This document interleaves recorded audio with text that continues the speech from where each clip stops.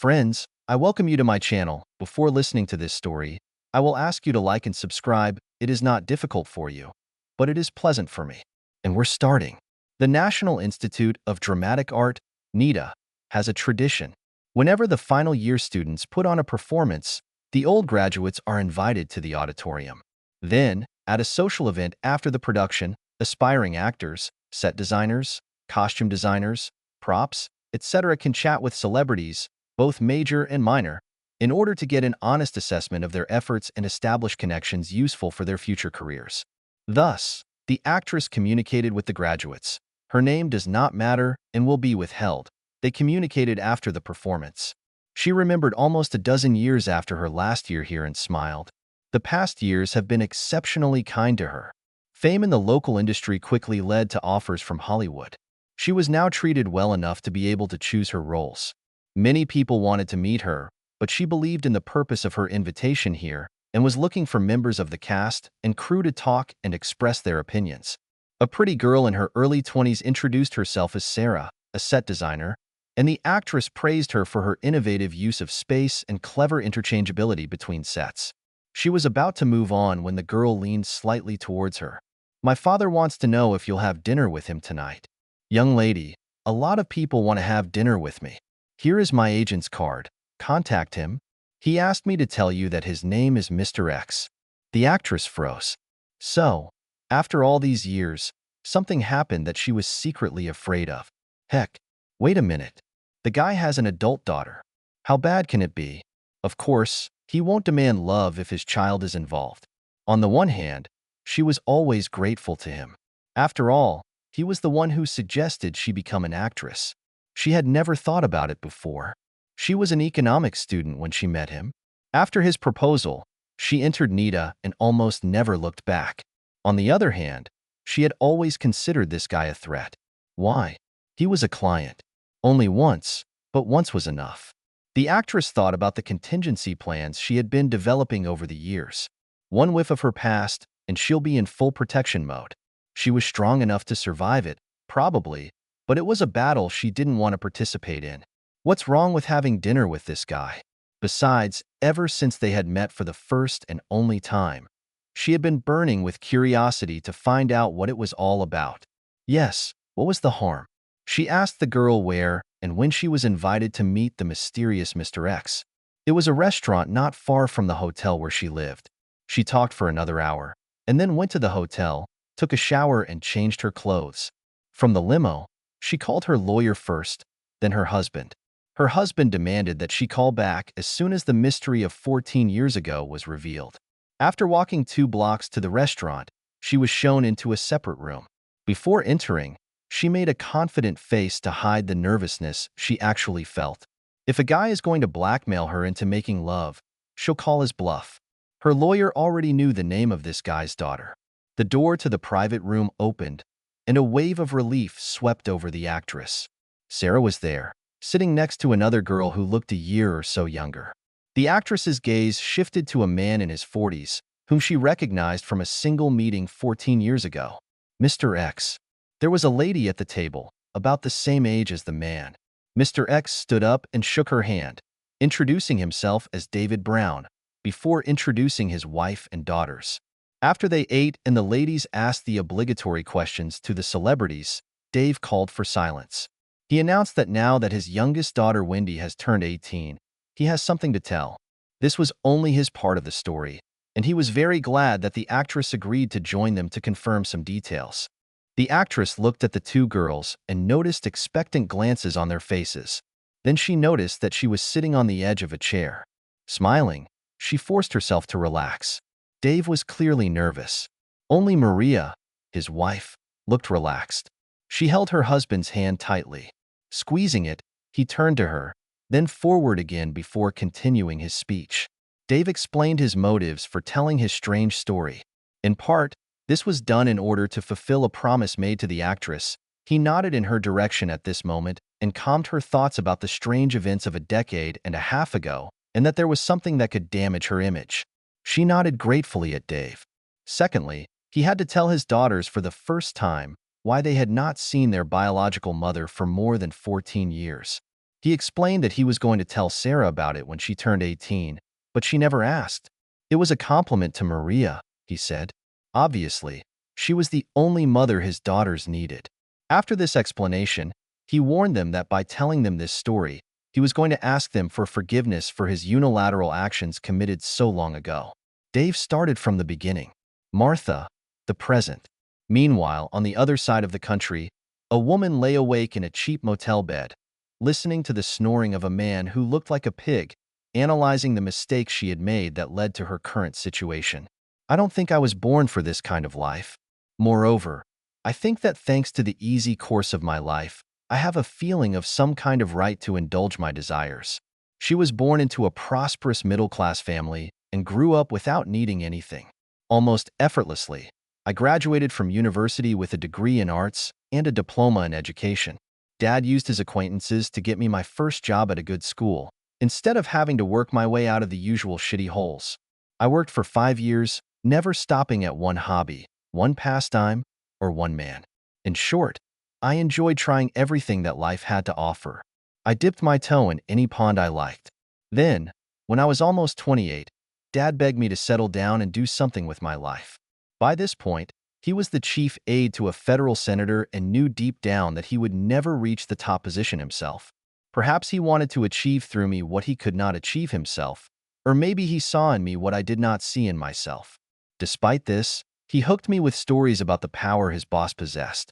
Together, we have developed a plan according to which I should become the first female prime minister of our country within the next 20 years. The list included a successful career, family, joining a political party, a more visible connection with the main church and charitable activities, to name just a few items.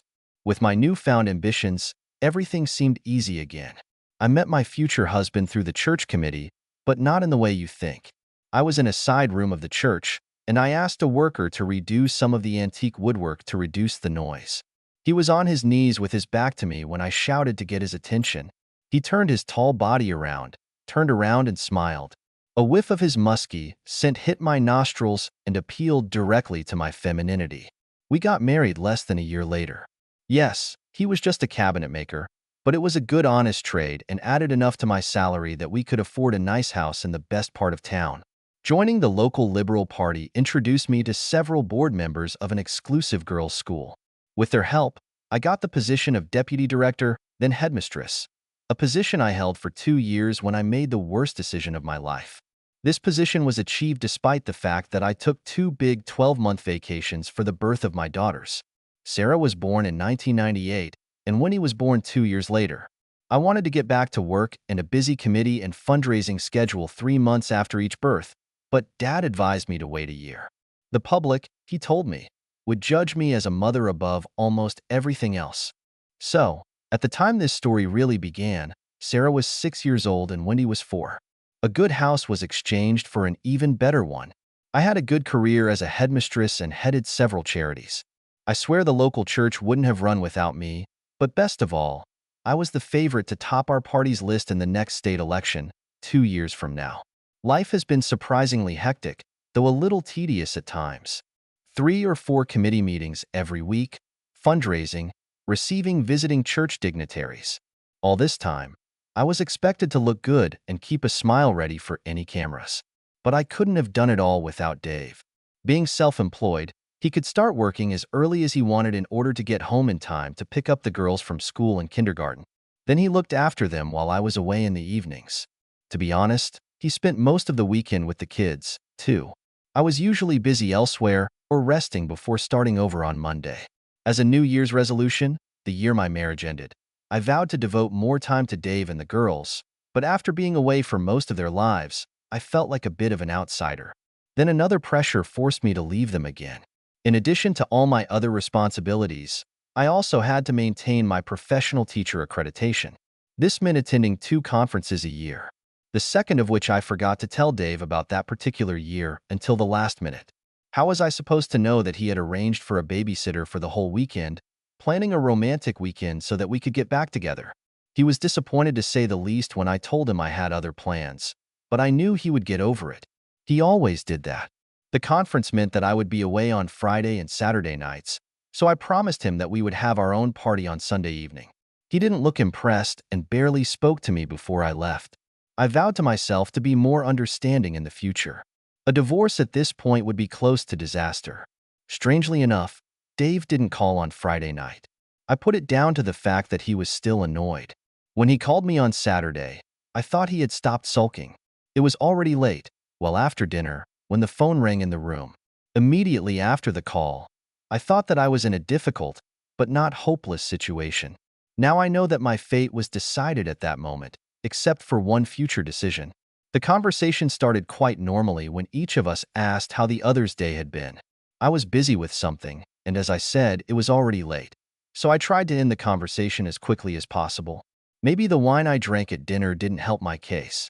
Anyone who knows me will tell you that I'm not a drunk at all. I'm pretty sure that the last few lines are due to this. I have to go, Dave, darling. The first seminar starts tomorrow at 8 in the morning. Good. Should I tell the girls that you miss them? Of course. Kiss them for me. It will be done. Give my regards to Alan. Okay. I'll tell you, what? A beep sounded. Oh, I forgot to tell you about Alan, didn't I? Well, not to make too much of it, Alan has been my lover for almost a year now. It wasn't a conscious decision to take a lover, but looking back, I had everything I wanted. So why not? Alan worked for a public relations company that the party hired to support me. We worked closely together. He organized all my meetings with the media and was mainly responsible for my public persona. One weekend, when I was high after a major sponsorship deal for a charity, we became lovers. I celebrated with too much wine, and we just got into bed and went for it. The next day, I was terrified of what the consequences would be if I got caught. The end of my political aspirations. I was on alert for the next few days for fear of a leak, but nothing was said. I relaxed. The trouble is, it didn't end there. Alan was young, attractive, and, energetic in bed. Mischief and a little risk-taking made it very exciting, and to tell you the truth, I don't think the idea of ending this relationship ever seriously crossed my mind. Love was still alive after a year, perhaps because we only met a couple of times a month. I have worked hard for many years and have earned some luxury. The fact that Dave worked just as hard, if not harder, on the family's side never crossed my mind. I may not have been born with a sense of my own permissiveness, but I'm sure I've developed it. That evening, Alan sat naked on my bed and listened to me talking to Dave. He saw my face fall and my jaw drop. We quickly decided that this was the worst crisis of all time. Alan stopped me when I wondered aloud how we had been caught. I'm not stupid and I've always been incredibly careful.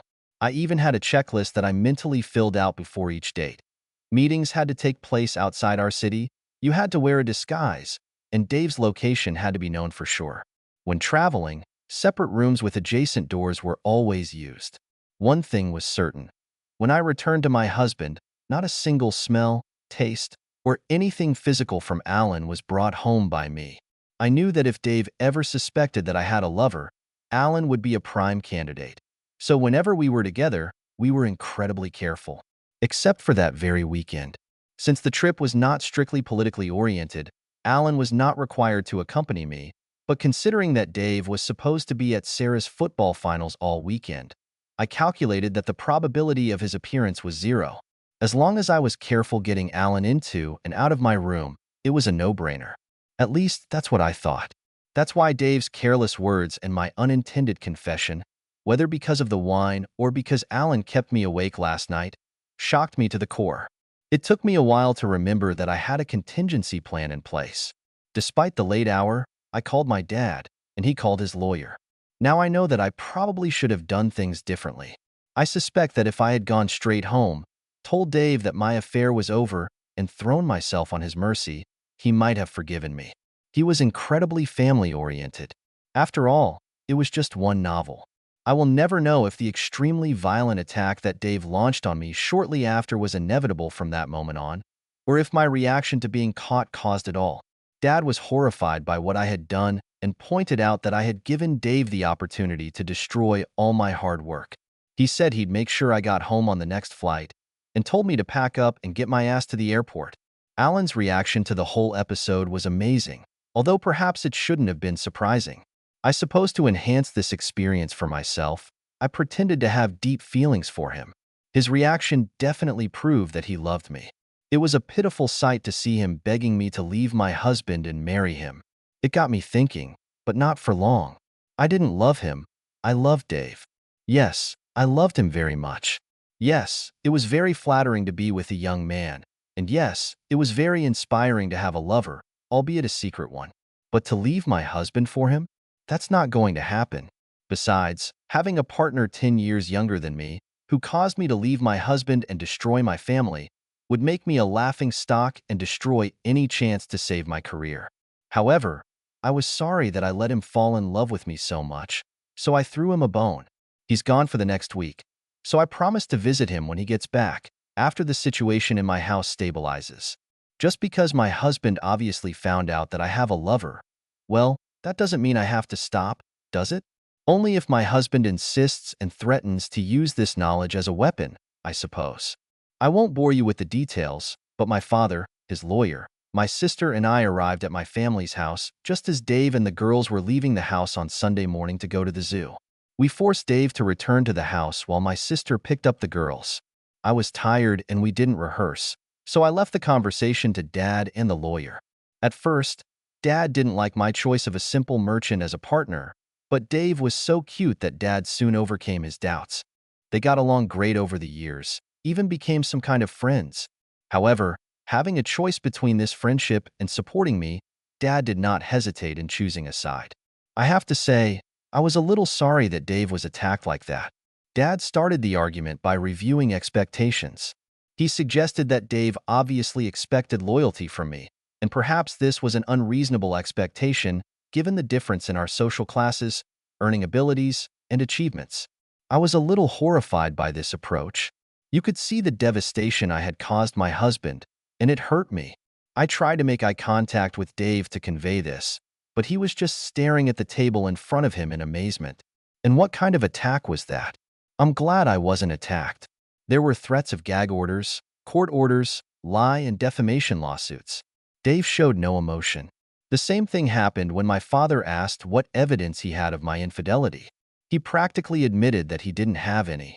In fact, it turned out that he wasn't even sure I was having an affair until I accidentally admitted it myself on Saturday night. Putting it all together much later, I believe that all my precautions were in vain. Dave's friend overheard Alan bragging about sleeping with me and warned Dave. Not fully believing this, Dave dropped his statement, "Say hi to Alan for me," to see what would shake off the trees. The realization of the shock he must have felt when I answered like that shook my conscience to the core. However, the Pope did not have such a conscience. After asking the lawyer to leave the room, he hinted that in order to save my reputation, evidence of Dave's infidelity might have to be fabricated. Dave showed no emotional reaction to this. In fact, I thought he was completely emotionally withdrawn until the lawyer returned and continued that the mother always gets custody and, as a rule, the father only gets access to the children every second weekend. I saw his face freeze, but I turned away when his gaze focused on me. I couldn't stand it. He didn't deserve this in any way. He loved girls. He doted on them and spent every free hour on their education. That's why I could afford to be away from the family home so often. The attack ended with Dad telling Dave that the girls and I would stay with him for a few days so that he, Dave, would get an idea of how lonely life would be if he didn't stick to the line. We'll be back Tuesday night so I can get ready for our annual masquerade. Dad assumed that by then Dave would pretend that everything was fine and not spoil such a grand event, which was supposed to showcase our happy family. As a parting shot, Dad promised Dave that he would support me financially, while at the same time making sure that his lawyers would limit Dave's access to high-quality legal advice. Whatever happened to my relationship with my husband, their relationship with Dad is gone forever. When I left, Dave looked completely broken. If it didn't torment my conscience so much, I could be happy. I hugged him from behind, in the chair, and whispered, "It's going to be okay, darling." But I didn't get any reaction. Away from the prying ears of his lawyer, Dad pulled me away from my novel. I think he let off steam because of what he had just done to a man he had always respected. He warned me that if Dave ever collected any evidence of obscenity on my part, the game would be over. I assured him that I was too smart for that. When the girls and I returned to the family home on Tuesday evening, it was a warm welcome for the girls, but an icy welcome for me. I knew it would be an uncomfortable homecoming, and I really thought about postponing it, but two factors forced me. First of all, Dad was leaving the next day for his annual fishing trip. Every year, he and three of his friends rented a shack and went completely offline for a week. Secondly, it was necessary to prepare the house for the party on Saturday evening. Dave barely noticed my presence. After the girls went to their beds, I apologized for my affair. Dave just got up and headed to the guest room on the ground floor, where he was obviously sleeping. Through the closed and locked door, I calmed him down. I fully intended to dump Alan immediately, but after several phone calls from him in the previous 2 days, I realized that with his emotional attachment to me, he also posed some threat to my career. Unlike Dave, he didn't have to prove anything. Just blaming him would be damaging. So I decided to keep seeing him in the short term, but get it over with as soon as I could guarantee safety. Continuing to sleep with him, acting like a bitch so that he wouldn't enjoy my company, seemed like the best course of action. I tried to explain this to Dave through the locked door, as well as my intention to be late home next Monday due to the need to see Alan, but without an answer and without any hints, I have no idea how much I succeeded. However, I didn't have time to think about it. I had to get the house ready for the party. A party. Ever since we moved into our mini mansion 8 years ago, we've been hosting a masquerade party. It was held without any special day and was designed solely to impress influential people in the community. It also demonstrated what a happy, healthy family I have. Dad was never present because he didn't want me to be seen in his shadow.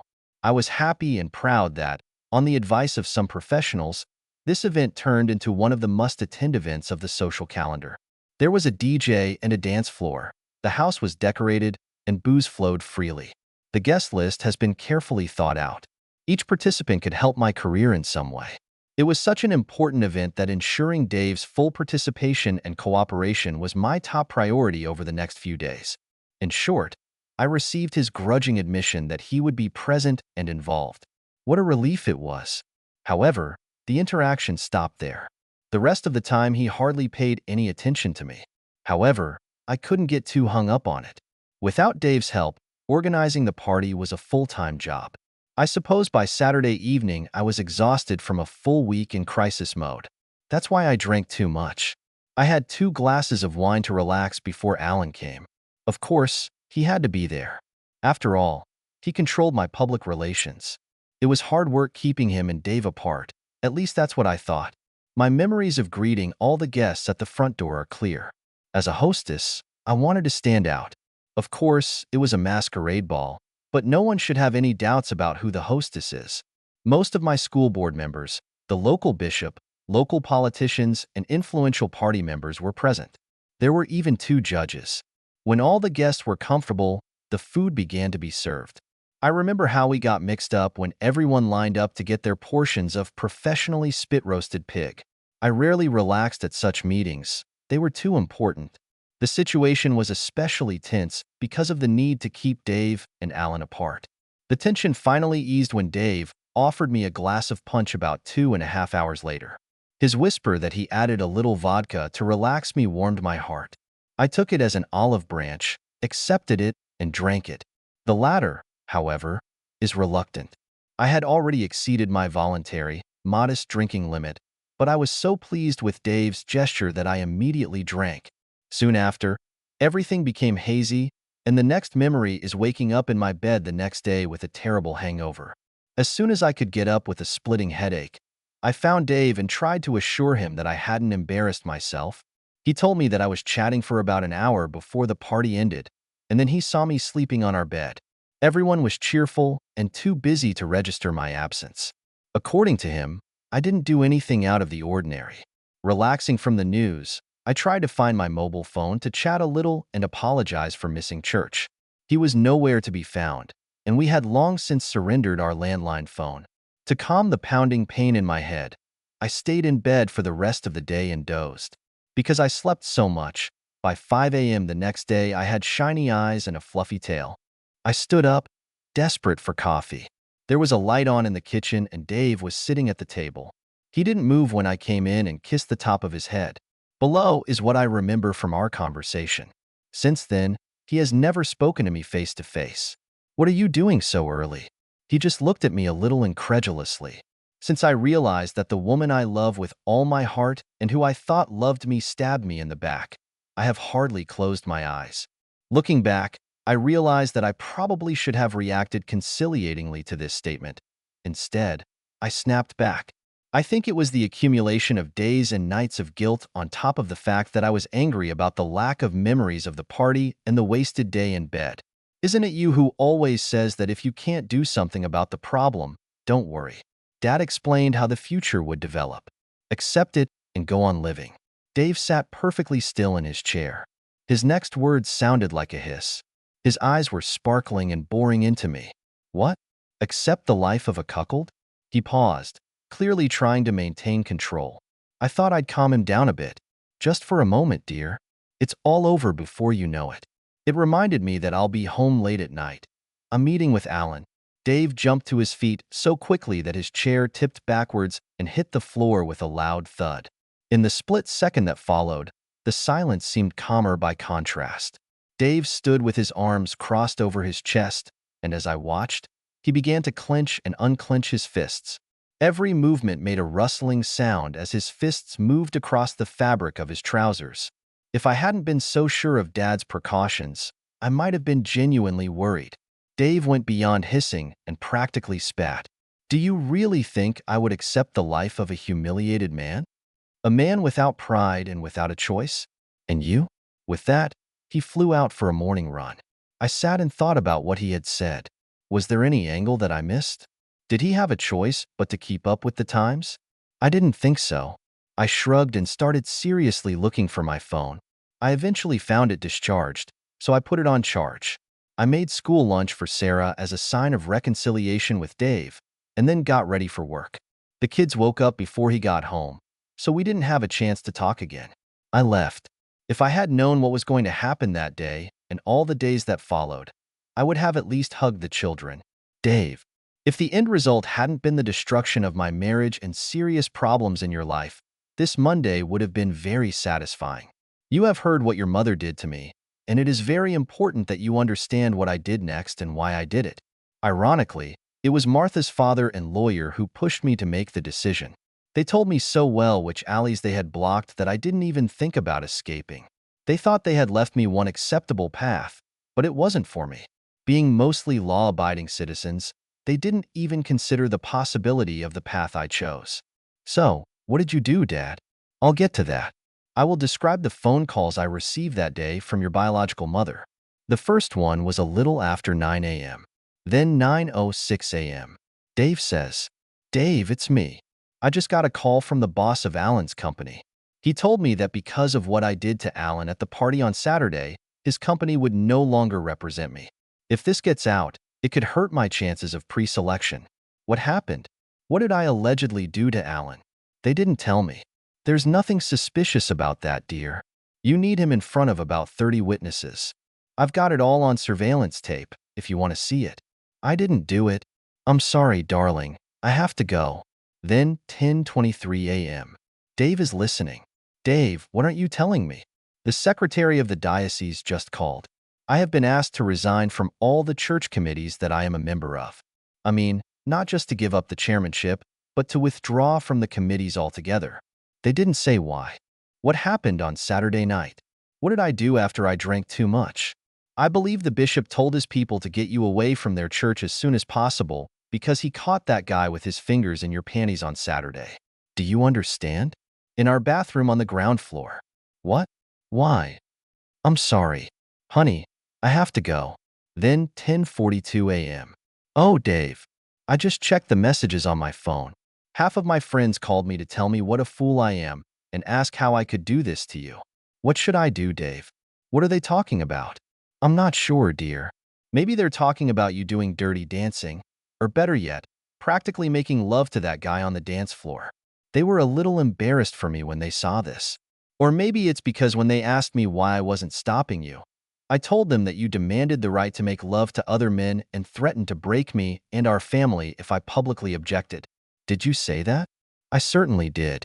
You and your father thought you left me with only one option, to go along with your sick and dirty little plan. I found another viable way, and all it cost me was a little public humiliation. Okay, after tomorrow's newspaper comes out, there will be a lot of humiliation. But, Dave, when I asked you on Sunday if I was good at a time I didn't remember, you said yes. I think you've heard what you wanted to hear, dear. In fact, I said you didn't do anything out of the ordinary, and I'll stick to that. I am convinced that all cheaters behave this way. I I don't know how I could lose control like that. Can you call the bishop and other people to tell them that it wasn't really me? That I lose control if I drink too much? Why would I do this for you, dear? Because you are my husband, and husbands fight for their wives. Like how you went to beat me up when your dad and his attack dog described how they'd gut me if I didn't let you make love to other men? Listen, Dave, you know it wasn't like that. I made a mistake and acted as quickly as I could to avoid the consequences. I only slept with Alan and was going to do it 1 or 2 more times. 3 at the most. Listen, Dave, can you come home sometime so we can talk? I just need to stay another hour. The head of the school board is coming to talk to me. Yes, and I know what she wants to talk about. She and most of the board members were there on Saturday night. Remember? I don't like your chances. She went through this messy divorce a couple of years ago, didn't she? When did she catch her husband cheating? Besides, I'm home. I just finished an interview with a local newspaper and a television network. I even gave them the surveillance footage. And now, if there's nothing else, dear, I need to think a little bit about whether there is any aspect of your life that I haven't completely destroyed yet. A restaurant these days. Dave finishes his story. After that, there was only silence on the line. I went to work, and then I picked you girls up. When we got home, it was obvious that your mother had returned, packed up some clothes, and left in a hurry. She even left the front door open. She was hiding a couple of states away, with her sister. She was too embarrassed to show herself in public for several months. By the time she surfaced again, the judge ruled that she had left the family home and I was granted custody. Didn't her father do anything to help her? No, there's nothing to talk about. When he showed up again after fishing, he did call to threaten me, but only once. Reading between the lines, I understand that his boss told him to either distance himself from his own child or resign. He eventually resigned. Whether he couldn't afford lawyers, or they advised him that it was a hopeless case, I'll never know, but we never heard from his legal team again. I'm a little ashamed to say this, but he was still begging me to let him see his granddaughters when he died of a heart attack about a year after all this happened. Your biological mother begged me several times to bring you girls to where she was hiding, but by that time I had met Maria, the only mother you remember, and I didn't want to confuse you. I heard that she got into some bad company after that, and I kind of lost track of her. I could try to find her contact details if you want to find her. Neither of them seemed too interested in the offer. And that's why you girls shouldn't drink. All eyes turned to the actress. Girls. Considering what your father just told us, I think I know what happened and why he invited me here today. You see, one day he promised to tell me the whole story. To tell you the truth, I'm surprised the paparazzi haven't unearthed it yet. Before I continue, please promise not to repeat a word of what I say. After waiting for the affirmative nods of everyone present, she continued, I never even thought about becoming an actress until your father suggested it. Like many orphans, I did experience financial difficulties in college. I took on a high-class escort job. My friend got me into this. Before you turn up your noses at me, I mean escort in the old-fashioned sense. All I did was accompany the guys. It could have been a corporate dinner, or just some lonely businessman in town for the whole day looking for companionship. I'm sure some girls went beyond that for a price, but the agency I worked for never encouraged it. In any case, it wasn't necessary. With my looks and, I was told, with my cheerful personality, I was well in demand as a companion. Anyway, one day my representatives organized a meeting between me and a guy who introduced himself as Mr. H. Your father.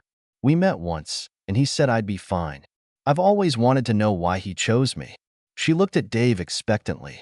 Because I looked through all the escort sites until I found someone who could pass for my ex-wife at the masquerade. I see. Well, I was going to say no, but because of the amount your father was offering, I ended up taking a risk. I wouldn't, but your dad said I could take my boyfriend to the masquerade too. The actress paused to take a sip of her drink, checking the situation for threats to her career. Your father told me to come at 9 p.m., and when he called, Kent and I got out of our car to the back gate, where your father let us in. He handed me a dress and a mask. Sorry to interrupt, but I want everyone to know the whole story. The party was in full swing, and almost everyone was having a lot of fun. Perhaps it helped that I poured 2 bottles of vodka into the punch bowl. It was funny to watch her trying to act like a good hostess, but always standing between me and her boyfriend. I saw how she was constantly drinking, and I timed it well when to give her medicine. I crushed 3 sleeping pills and dropped them into a glass of punch. I even told her about the vodka.